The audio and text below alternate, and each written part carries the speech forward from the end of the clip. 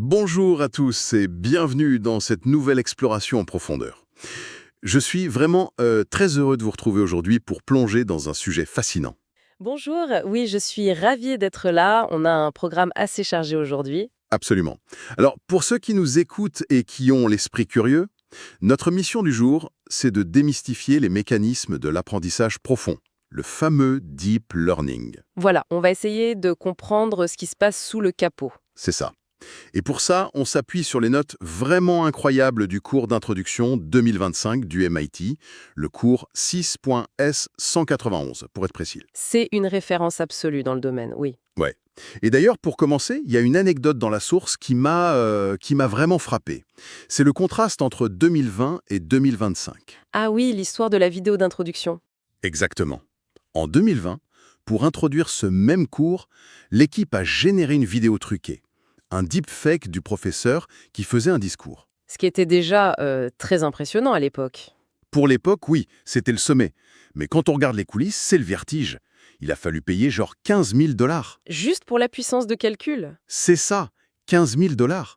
Et ils ont dû accumuler 50 heures de données de vidéo en haute définition et 2 heures d'enregistrement audio professionnel.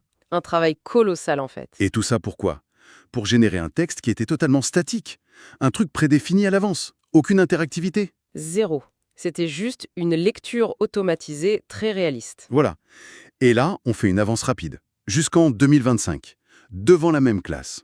Le professeur partage son écran. En direct en plus. En direct, oui. Il lance un petit programme léger en arrière-plan qui capte son micro. Pas de montage, rien.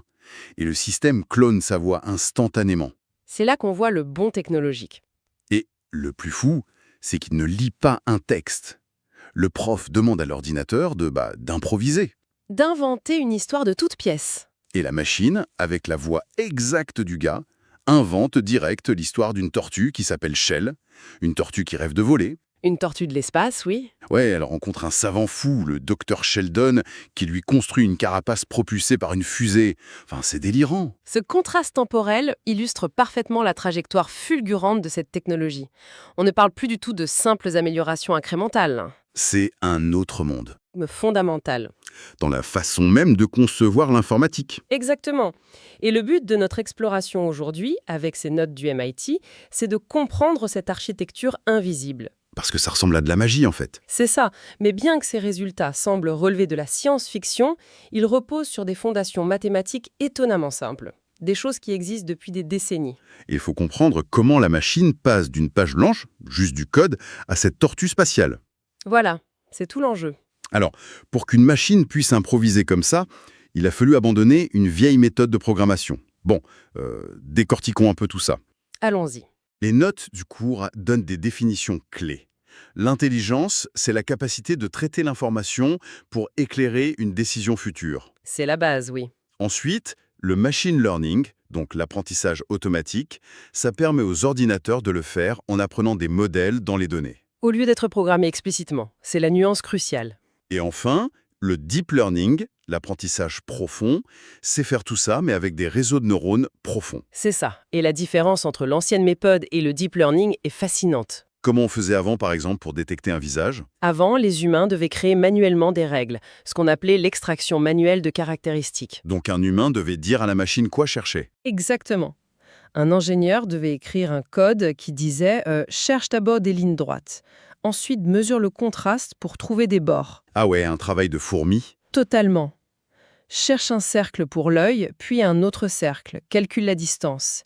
Et s'il y a un trait horizontal en dessous, alors c'est une bouche. C'est hyper rigide comme système. C'était extrêmement fragile. Dès que le visage était un peu de profil ou qu'une ombre changeait la lumière, Ou si la personne mettait des lunettes. voilà, le système s'effondrait. Il ne reconnaissait plus rien. Ah, je vois. Le deep learning, lui, apprend cette hiérarchie tout seul, directement à partir des données brutes, les pixels. C'est un peu comme la différence entre faire du micromanagement avec un employé, genre en lui dictant chaque mouvement de souris, Oui, très bonne analogie. versus un leadership moderne où l'on montre le but final à l'équipe et où on les laisse trouver la méthode la plus efficace. C'est exactement ça. On donne les pixels à la machine et les premières couches du réseau trouvent les bords. Les couches suivantes assemblent les bords en nez ou en oreille. Et à la fin, il reconnaît la personne. Mais du coup, une question se pose. Si ces théories mathématiques datent des années 50 ou 60, Oui, le perceptron, ça date de 1957. c'est vieux. Alors pourquoi ce basculement n'arrive que maintenant? Le cours détaille 3 piliers qui ont réveillé ces théories. Le premier, c'est l'explosion mondiale des données. On a beaucoup plus d'images et de textes sur Internet. Sans ces immenses volumes de données, les algorithmes n'ont rien pour apprendre. Mais le deuxième pilier, le vrai catalyseur, c'est la puissance de calcul. Exactement. Et c'est un hasard incroyable, ces puces étaient conçues pour les jeux vidéo, pour afficher des mondes en 3D à 60 images par seconde. Donc elle devait calculer des millions de pixels en même temps. Voilà, elles faisaient des calculs parallèles, simples mais massifs. Et il s'est avéré que les réseaux de neurones ont besoin exactement de ça. Des multiplications de matrices gigantesques. C'est fou que les gamers aient indirectement financé la révolution de l'IA. C'est une belle ironie de l'histoire. Et le troisième pilier, ce sont les boîtes à outils open source. Comme TensorFlow ou PyTorch. C'est ça. Ça permet aux chercheurs de ne pas réinventer la roue à chaque fois. D'accord. Alors, puisqu'on ne dicte plus les règles manuellement, quelle est la structure qui traite ces données géantes? C'est là qu'on plonge dans l'anatomie d'une pensée artificielle. Le mécanisme de base, le neurone individuel, c'est le perceptron. Tout à fait. Les notes expliquent la recette. C'est hyper simple. Étape 1, on multiplie les entrées par des poids, les fameux weights. Qui définissent l'importance de chaque entrée. Étape 2, on ajoute un biais pour ajuster un peu le résultat. Un simple paramètre d'ajustement, oui. Et étape 3, on passe le tout dans une fonction d'activation non linéaire, comme sigmoïde ou réélu. C'est l'étape cruciale. Attendez, je vous arrête. Pourquoi cette obsession pour la fonction non linéaire? C'est une excellente question. Si le réseau n'est qu'une immense calculatrice, pourquoi de simples lignes droites mathématiques ne font-elles pas l'affaire? Ce qui est fascinant ici, c'est que le monde réel est terriblement désordonné. Il n'est absolument pas linéaire. Il n'y a pas de vraie ligne droite dans la nature. Précisément, le MIT utilise un exemple visuel génial.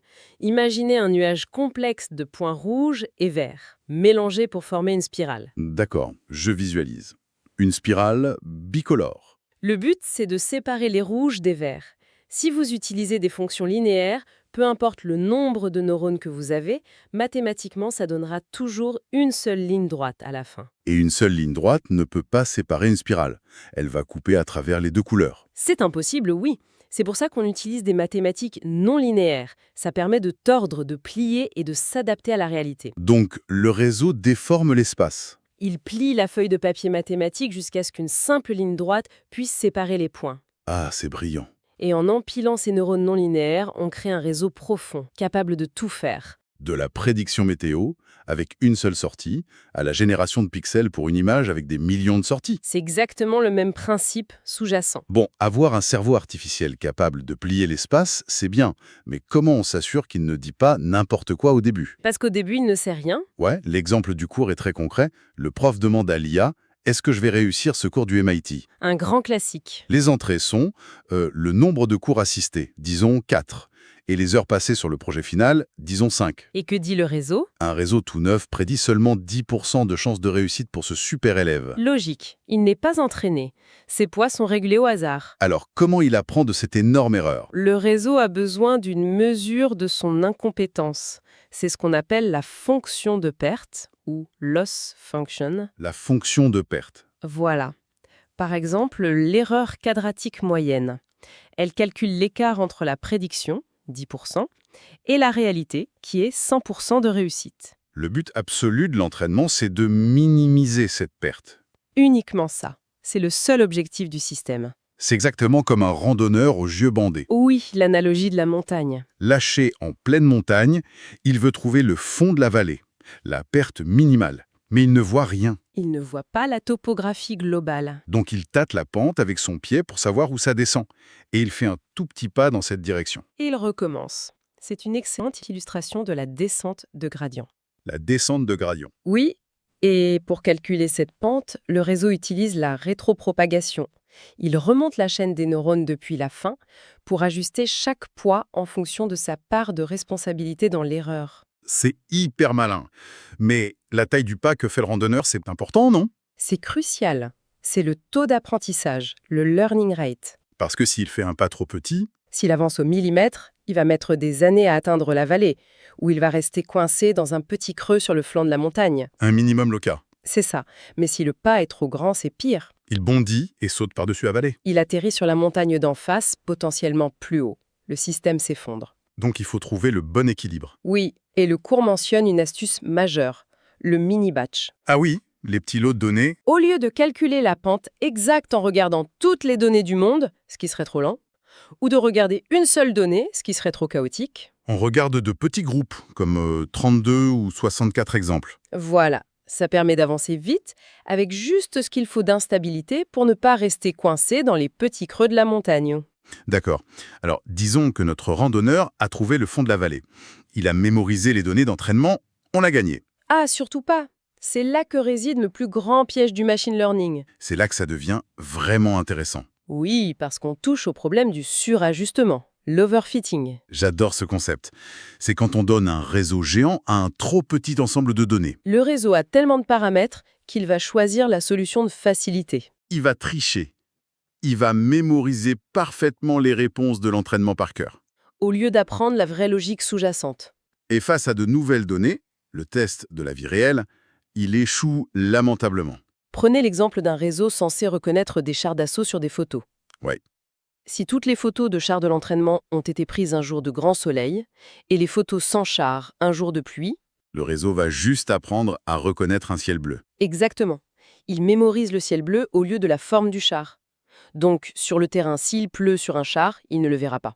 C'est dangereux. Très dangereux. La performance sur les données d'entraînement n'a aucune importance. C'est la généralisation qui compte. Mais alors, comment empêcher un système qui est conçu pour apprendre de trop bien apprendre et de juste réciter par cœur? C'est là qu'interviennent les techniques de régularisation. Et la plus célèbre abordée dans le cours, c'est le drop-out. L'abandon. Voilà. C'est une technique radicale. Pendant l'entraînement, on désactive aléatoirement 50% des neurones à chaque passage d'un lot de données. Attendez, c'est complètement contre-intuitif. Ça l'est. Pourquoi saboter délibérément le cerveau de l'IA la rendrait-elle plus performante? Si on relie cela à une perspective plus large, on réalise que c'est une question de résilience. Le drop-out force le réseau à ne jamais dépendre d'un seul chemin ou d'un seul neurone pour prendre une décision. Donc s'il s'appuyait sur un seul neurone qui repérait un détail inutile, comme le ciel bleu, Ce neurone va être éteint une fois sur deux. Donc l'IA est obligée de développer des voies multiples. Elle doit trouver d'autres indices plus robustes. c'est brillant. Ça l'empêche de faire de la micromémorisation. Tout à fait. Et le cours mentionne aussi l'arrêt précoce, l'early stopping. C'est quoi ça? On garde des données de test de côté. Et dès que l'erreur sur ces données de test commence à remonter, on éteint la machine. Même si l'erreur sur les données d'entraînement continue de baisser. Exactement. Parce que c'est le signal qu'elle a arrêté d'apprendre des concepts généraux et qu'elle a commencé à mémoriser bêtement. Et pourquoi ceux qui nous écoutent devraient s'en soucier? Parce que comprendre cette différence entre mémoriser et généraliser, c'est la clé. Ça permet de discerner si une IA dans le monde réel, comme une voiture autonome ou un outil médical, Des trucs très critiques. voilà, si elle a réellement compris son environnement ou si elle récite juste ce qu'elle a vu en laboratoire. Alors qu'est-ce que tout cela signifiait, n'est-ce pas? Vraiment. Si je récapitule notre parcours, on est parti de la génération coûteuse et laborieuse d'une vidéo statique en 2020. Avec ces 15 000 $ de frais? C'est ça, pour arriver à une IA capable d'improviser en direct sur des tortues spatiales. Et tout ça n'est pas rendu possible par de la magie. Pas du tout. Ce sont des équations. C'est l'empilement de ces neurones artificiels, ces perceptrons, qui plient l'espace avec leurs fonctions non linéaires. Ils apprennent de leurs erreurs en descendant la montagne grâce à la descente de gradient. Et on les contraint brutalement à ne pas tricher en désactivant la moitié de leur cerveau avec le drop-out. La véritable beauté de ce domaine, c'est de voir comment des équations mathématiques fondamentales parviennent à capturer la complexité vertigineuse de notre monde. C'est majestueux. Ce sont ces concepts simples qui mènent aux modèles gigantesques qui transforment actuellement notre société. C'est une belle conclusion. D'ailleurs, ça m'amène à une dernière réflexion, un peu hors du cadre purement technique, à laisser méditer pour les curieux. Je vous écoute. Le succès époustouflant du drop-out, ça nous prouve que l'introduction volontaire de chaos et de contraintes empêche la complaisance. C'est vrai, ça force l'adaptabilité. Eh bien, et si ce principe mathématique s'appliquait à nous, aux humains? Oh, c'est une perspective intéressante. Si nos organisations humaines, nos routines d'apprentissage personnel ou nos entreprises introduisaient un peu de drop-out délibéré? En cassant un peu les habitudes. Voilà, en changeant soudainement les équipes de projet, ou en se privant d'un outil très confortable qu'on utilise tout le temps. On serait forcé de trouver de nouvelles solutions. Exactement. Peut-être serions-nous, nous aussi, moins enclins à mémoriser des routines obsolètes et beaucoup plus agiles face à l'inconnu. C'est une excellente réflexion. Un peu de chaos organisé pour éviter de mémoriser le ciel bleu. C'est tout à fait ça. Merci beaucoup pour cet éclairage sur le deep learning, c'était passionnant. Merci à vous, c'était un plaisir de décortiquer tout ça. Et merci à tous d'avoir suivi cette exploration en profondeur. À très bientôt pour une nouvelle plongée au cœur de la technologie.